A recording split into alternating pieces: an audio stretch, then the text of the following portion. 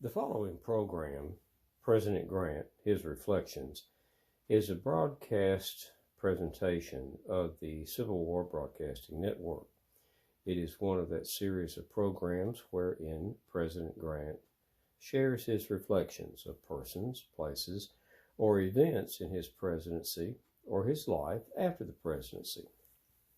It is available on the free YouTube channel General Grant by himself or Dr. E.C. Fields, and on Facebook under President Grant by himself and Kurt Fields as General Ulysses S. Grant, and other social media. Permission to copy and distribute is granted and indeed encouraged. Remember, you are the future of our past. And now, President Grant reflects on Black Friday, September 24th, 1869.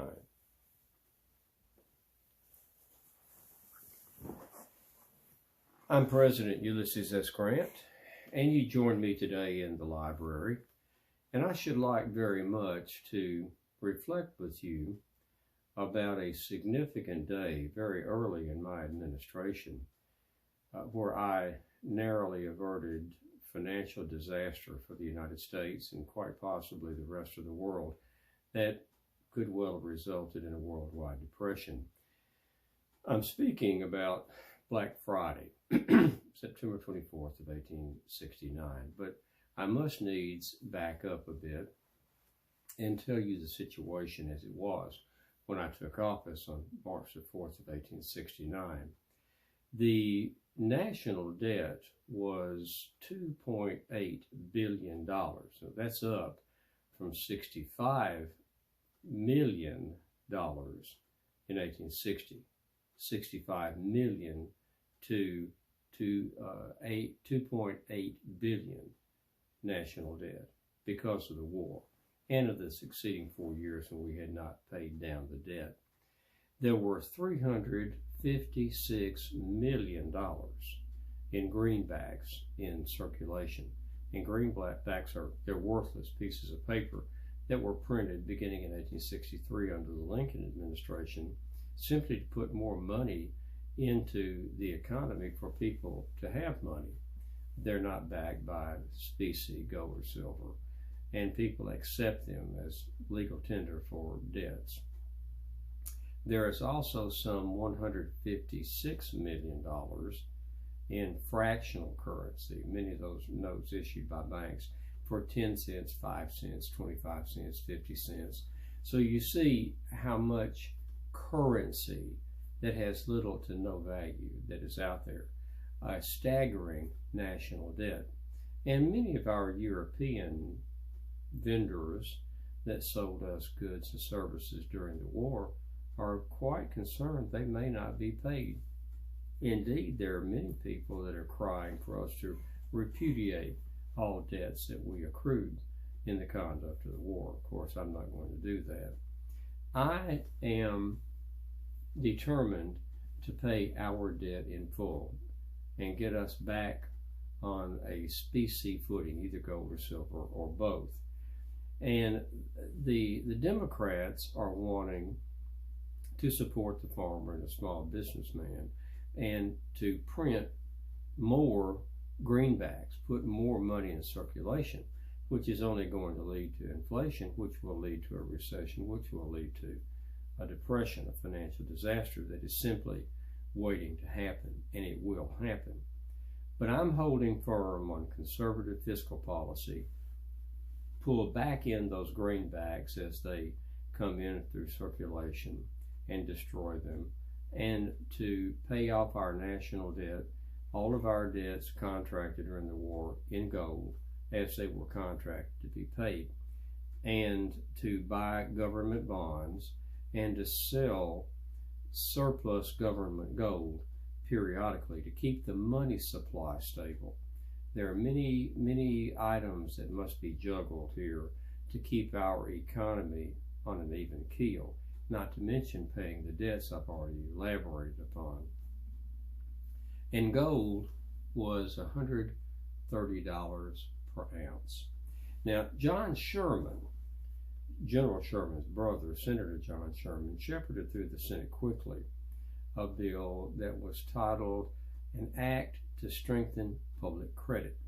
It indeed is the first bill I actually signed as president on March the 18th of '69, which said we were going to pay all of those bond debts, people that had bought war bonds during the war, they would all be paid in gold.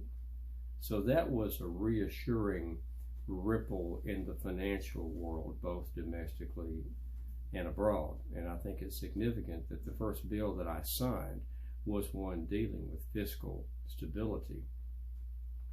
I had appointed George Boutwell as my Treasury Secretary, a well-known businessman, very conservative man in his private life and in his fiscal policy.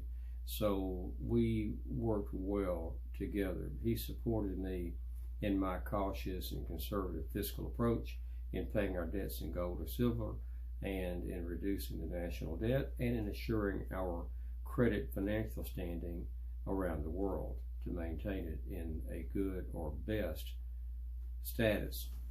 Now, the problem came up when, well, it goes back to my inauguration, when Abel Rathbone Corbin, 61-year-old widower, his wife had died a few months before, met my oldest sister, Virginia, call her Jenny. She's 37 years old, pretty lady, very pretty blonde, but had never married. Abel Corbin courted her very quickly, and they married very quickly. I knew Corbin because he was a real estate agent and a promoter. In fact, he had sold me my house on I Street that I bought when I was in Washington City between the end of the war and my taking office. And he had moved to New York City by that time. So he and Jenny married. In fact, I gave her away as the oldest brother of the bride. I was very pleased that they'd married. I liked Abel Corbin. And Corbin, though, Abel, he was susceptible to influence. There are two other players on this stage. There's Jubilee Jim Fisk, who has bested Commodore Cornelius Vanderbilt and gained control of the Erie Railroad, which was quite a financial feat, 33 years old, and Jim Fisk, Jay Gould and Jim Fisk, Jubilee Jim and Jay Gould. And Gould was 32, he's a year younger than Fisk. They both grew up poor, north and upstate New York, both had made money. Fisk made his money running illegal cotton through my lines during the war and made a fortune, became a very wealthy man. And Fisk, Gould, as I had said, had gotten into the railroad business, and now he's the chief executive officer of the Erie Railroad. They're both scalawags, scoundrels, ne'er-do-wells, and they sensed the scheme that if they could find out when we were going to sell surplus federal gold, that they could drive the prices up, corner the market, get all the gold available if they had advance notice of when it was going to be sold, and put in calls for it and so forth, and corner the market. Well, that would have been a disaster financially for the country and for the world. But they did several things. First of all, they went to Abel Corbin in New York City, where he was now living on 27th Street, 5-story townhouse, wonderful, beautiful home, very prosperous in appearance. And Jay Gould went by to visit with him and enlisted him in the effort to help us corner the gold market. He didn't tell Abel Corbin everything. He just wanted to be able to get us, as he said, he and Fisk, close to the president where they could talk to him about the sale of federal surplus gold. Inside trading information is what he wanted, and promised Abel riches if he'd get involved. And Corbin fell for it. So the next thing they did was to approach Horace Porter, and Gould offered to buy $500,000, $500,000 in Gould shares in Horace's name. Horace would stand to make a fortune on the interest on that or the sale of it. But Porter, being the man he was, refused. Gould went ahead and did it anyway, sent him a telegram that said, "I've done it." Horace Porter immediately then sent a telegram back and said, "I have authorized no such transaction." So Porter was out of it. They also bought $250,000 in Gould shares for my sister Jenny through Abel. He was well aware of it, and that would make a lot of money. They also went to my wife Julia and offered her half interest in that $250,000 in Gould, but Julia wisely said no, although she did say she rather liked Mr. Gould, but she turned it down. So they've enlisted Abel Corbin. They've tried to get Horace Porter. They tried to get my wife involved, and she turned them down. The next thing they did was they bought controlling interest in the 10th National Bank, which is near Wall Street, where much gold trading was dealt with, and they got controlling interest. So as their scheme developed, they would be able to put all their orders and sales through the 10th National Bank, which I should tell you was also under investigation by federal auditors for irregularities when they bought the controlling interest. As you might think, this doesn't sound well, but no one's putting together all the pieces. They they knew Boutwell couldn't be approached, I should say it that way. Boutwell was a straight arrow and they knew it, so that's why they tried to get to Corbin, to Horace Porter, to Julia, but they found the weak link in the chain in General Daniel Butterfield, who had been appointed sub-treasurer in New York City, where all of this gold transaction takes place. Jay Gould paid Dan Butterfield to visit and gave him a $10,000 check. Now, this is to a man whose salary for a year is $8,000. And they gave him Gould gave him a $10,000 check, no interest, no requirement to pay it back. And in the resulting investigation by Congress the next year, Dan Butterfield termed it a real estate loan. But they've got Butterfield in, and he too fell in, as did Abel Corbin. And they were hoping that Butterfield would give them advance notice when there was going to be a federal sale. They also bought later on they bought $1.5 million of gold shares for Corbin and Butterfield each. And every dollar in the rise per ounce of the cost of gold made each of them $15,000. Gold, as I said, was selling when I took office for $130 an ounce. It got up to 160 7/8 before this bubble burst. But every dollar in the per ounce cost that went up, they both got $15,000. And for reference, that would be $230,000 in later money. So they stood to become very rich men. Well, the scheme would reap huge profits for Gould and Fisk if they cornered all of the gold, essentially most of the gold in the world. They could name the price. Then they'd sell it off at a huge profit. But that would hurt our customs offices because they're from trade overseas. They're paid in gold. The value of government bonds would plummet. It would devalue the greenback, which is already virtually worthless.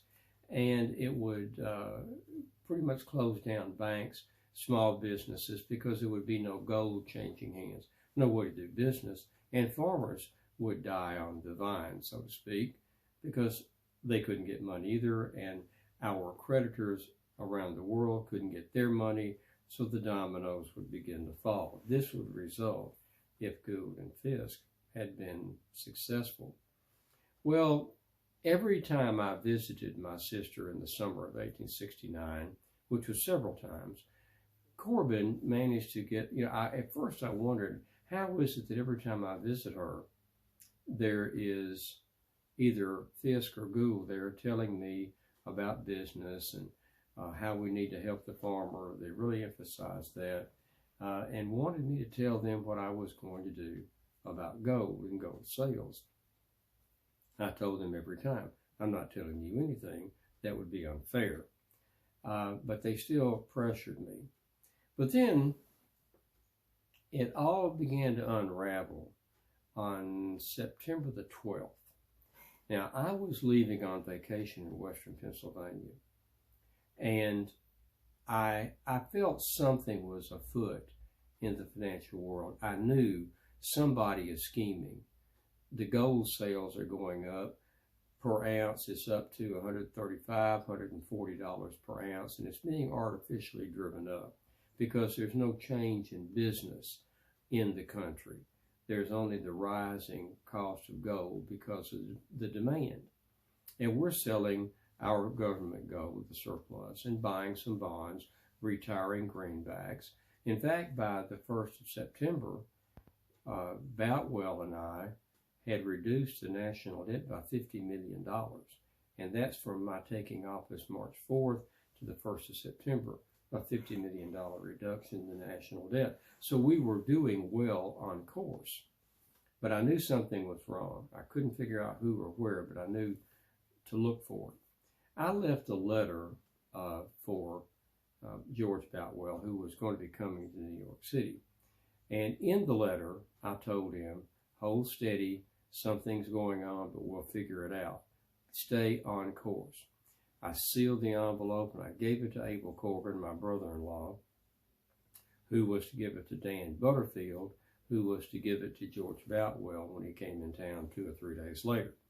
Well, I left and went to Western Pennsylvania. Abel Corbin begins to panic. He thinks that that letter says, I'm telling George Boutwell to stop the sale of gold and everything will be over. He told Jay Gould this.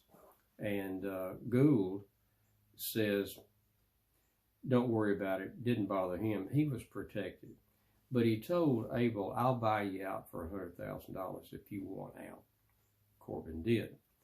And so the next day, Gould keeps right on buying gold. He's protected, and besides, he could stand the loss if it all went awry. And then he also, though, when Abel told him he thought that I was onto them, he made Abel Corbin write a letter to me, a long rambling letter, telling me the virtues of selling the gold and letting them know when they're going to sell it. Just rambled on and on. It bored me. And Gould sent it by a special messenger, Billy Chapin. Always remember his name.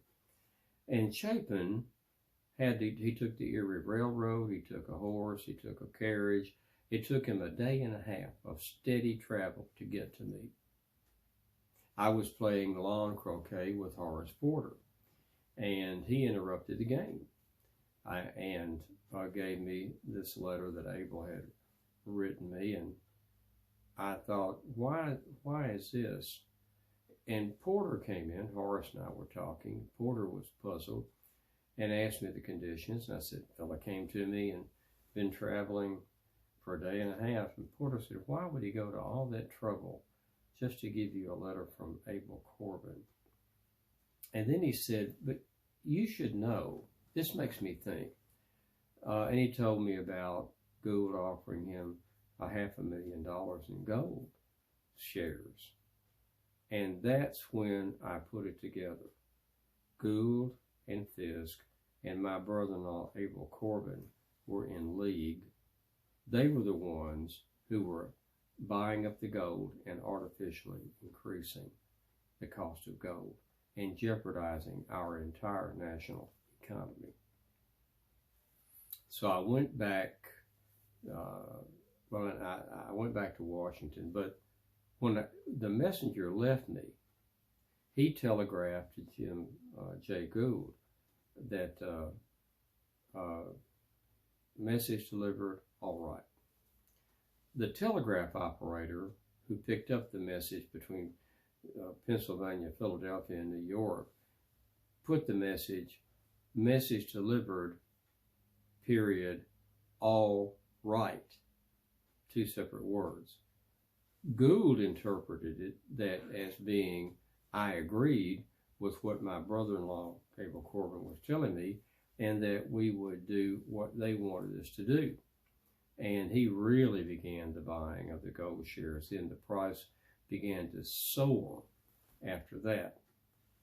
Unfortunate punctuation. I got back to Washington on Wednesday, September 22nd, and Gould and Fisk on that day had between $50 and $60 million in gold in possession, another $100 million on calls. In fact, they had more gold in their possession. They had 3 times as much gold in their possession as the government had in depositories in New York City. And on September the 22nd, they made $1.75 million on the possession of their gold and interest and so forth.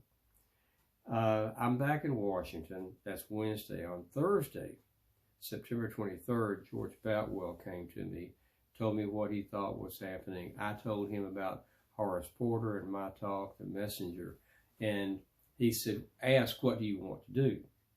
And I said, watch the market tomorrow. If it goes up precipitately, we will sell gold and buy bonds. The next day, by 11 o'clock, the price of gold was up to $160.07. And he came back to the executive mansion from Treasury Department, told me what was happening, and I said, sell. How much? And he said, how much do you want to sell? I asked him. He said, $3 million. And I said, I think you should sell 5. He compromised, so he goes back to the Treasury, telegraphed via the Associated Press, open telegraph, that we were going tomorrow, which would be Saturday the 25th, be selling $4 million in federal surplus gold and buying $4 million in government bonds. The bottom fell out of the gold price because everybody knew in less than 24 hours there was going to be cheap gold. Hundreds of millions of dollars were lost. But Moses Grinnell, who was the customs officer for the Port of New York, sent a telegram to me that night that said, if you had not done what you did at noon, by 3 p.m., all the banks in New York City would have been closed, all business would have been closed. We would have gone over the precipice into the abyss economically, and the world would have suffered from it. So there was a recession. Farmers suffered terribly out west, particularly. We had a serious recession for a few years, but we finally recovered. It was much better than what would have happened if we had not done what we did. And Jubilee Jim, well, first Jay Gould lived for many years after that. Jim Fisk was killed January the 6th of 1872. A jealous lover murdered him. George Boutwell went on to become a United States Senator.